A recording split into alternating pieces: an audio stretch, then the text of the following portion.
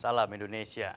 Selamat siang pemirsa, berjumpa kembali dalam berita dan bincang terkini siang, edisi Rabu 15 Januari 2014. Serangkaian berita telah kami persiapkan. Di antaranya RSJ Palembang, siapkan ruangan untuk caleg gagal, serta ribuan rumah di Manado terendam banjir. Saya Bayutan, berikut berita selengkapnya.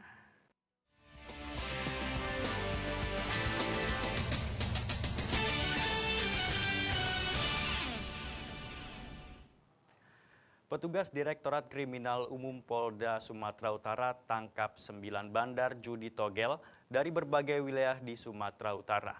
Dari tangan ke-9 tersangka tersebut, petugas menyita uang jutaan rupiah, sejumlah handphone, serta ratusan lembar kertas bukti pembelian nomor togel.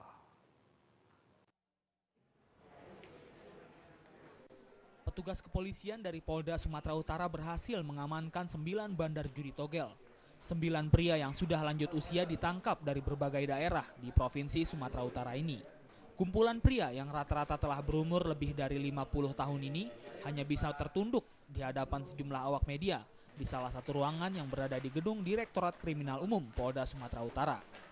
Mereka sebelumnya berhasil diringkus pihak berwajib setelah pihak kepolisian mendapat sejumlah laporan dari warga terkait dengan tindak tanduk kesembilannya. Selain mengamankan 9 kakek-kakek ini, petugas juga menyita sejumlah barang bukti milik seluruh tersangka, berupa uang tunai berjumlah jutaan rupiah, sejumlah handphone, dan ratusan lembar kertas bukti pembelian nomor togel. Rata-rata ini pemain tua ini yang ketangkap. Barang bukti yang kita sita? Barang bukti yang disita ada berupa uang, ada handphone, ada juga alat tulis, ada juga kertas. Yang berkaitan dengan perjudian togel maupun perjudian bola. Rata-rata omset bulan? Rata-rata omset yang dari batu bara itu 50 juta per hari. 50 juta per hari, kalau yang di Gunung Tua itu 30 per hari. Guna mempertanggungjawabkan perbuatannya, seluruh kakek-kakek ini untuk sementara harus mendekam di sel tahanan Polda Sumatera Utara. Pelaku terancam mendekam di balik jeruji besi selama 10 tahun karena melanggar pasal 303 Kitab Undang-Undang Hukum Pidana. Dari Medan, Sumatera Utara, Ferry Irawan melaporkan. Berpura-pura ingin mengobati penyakit iparnya, seorang kakak ipar di Kabupaten Goa, Sulawesi Selatan dilaporkan ke polisi karena mencabuli adik iparnya. Perilaku bejat pelaku tersebut dilakukan di rumah mertuanya saat korban sedang sakit.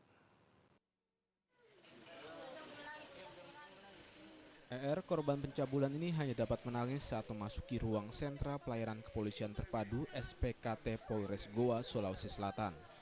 Bersama keluarganya, melaporkan kakak iparnya JN karena diduga telah mencabuli adik iparnya sendiri. Di hadapan polisi, korban mengaku telah dicabuli sebanyak 2 kali oleh kakak iparnya sendiri. Perilaku bejat pelaku tersebut dilakukan di rumah mertuanya saat korban sedang sakit. Sementara itu, petugas yang menerima laporan korban langsung mengamankan pelaku ke kantor polisi. Berapa kali kasih begitu? 2 kali. 2 kali. Itu apa itu yang kasih itu? Ipar. Di mana anda lakukan itu? Depan TV. Dalam rumah tadi? Pelaku JN berdalih mencabuli adik iparnya atas dasar suka sama suka.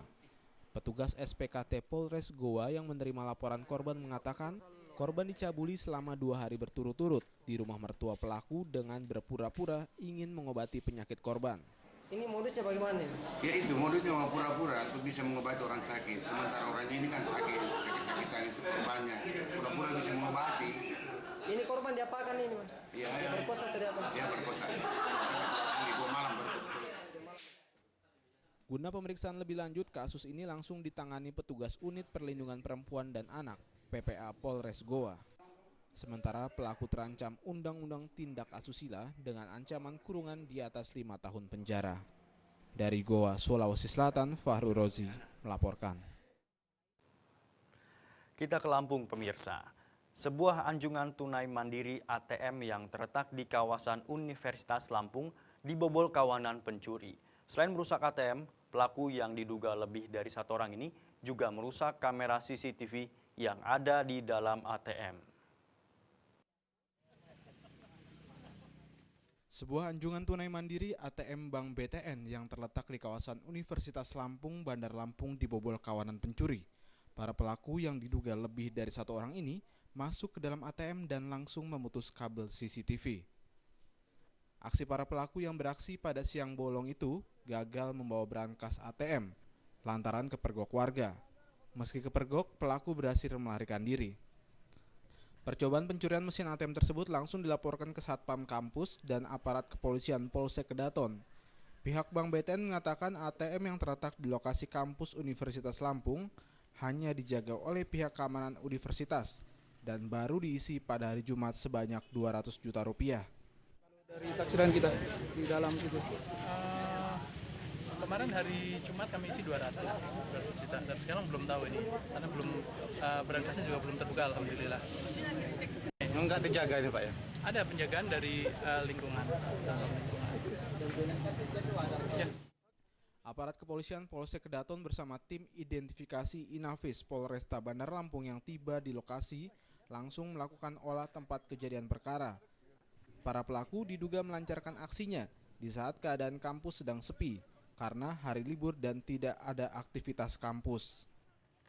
Iya Bang, iya. Jam setengah 1 siang tadi Satpam mendapat laporan dari orang yang mengambil ATM di Bank ATM BTN.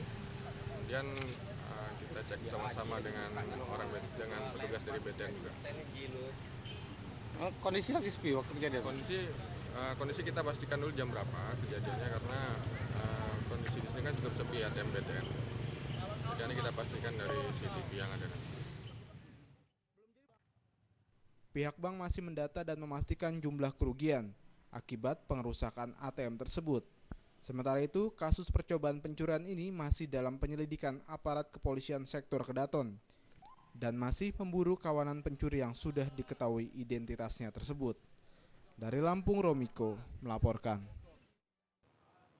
Partai Demokrat menjadi partai yang paling sering diberitakan di media sepanjang tahun 2013. Informasi tersebut akan kami hadirkan sesaat lagi.